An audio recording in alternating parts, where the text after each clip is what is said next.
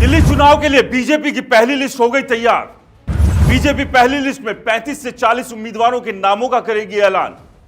कई दिग्गज नेताओं का बीजेपी काटेगी टिकट। आपको चुनौती देने के लिए बड़े चेहरों पर खेलेगी दांव।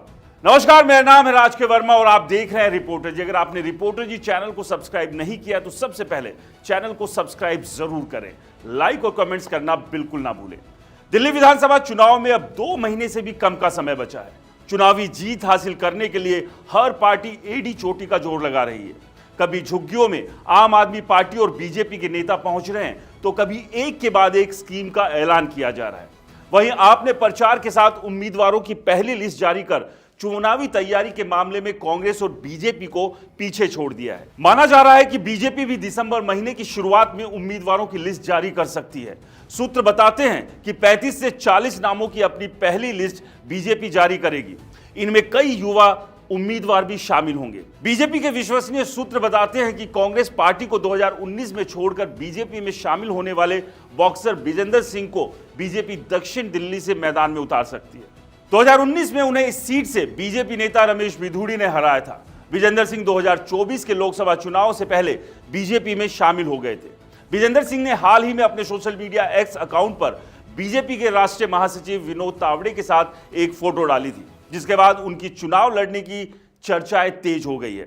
बीजेपी सूत्रों के मुताबिक दिल्ली के 2 पूर्व सांसद प्रवेश वर्मा और मीनाक्षी लेखी और एनडीएमसी के पूर्व अध्यक्ष सतीश उपाध्याय उम्मीदवारों की सूची में शामिल हो सकते हैं। इतना ही नहीं, दूसरी पार्टियों से बीजेपी में आने वाले कुछ नेताओं को आगामी चुनाव का टिकट मिल सकता है। हाल ही में आम आदमी पार्टी के पूर्व मंत्री कैलाश गहलोत, दिल्ली कांग्रेस के पूर्व अध्यक्ष अरविंदर सिंह लवली ने भी बीजेपी को ज्वाइन किया है।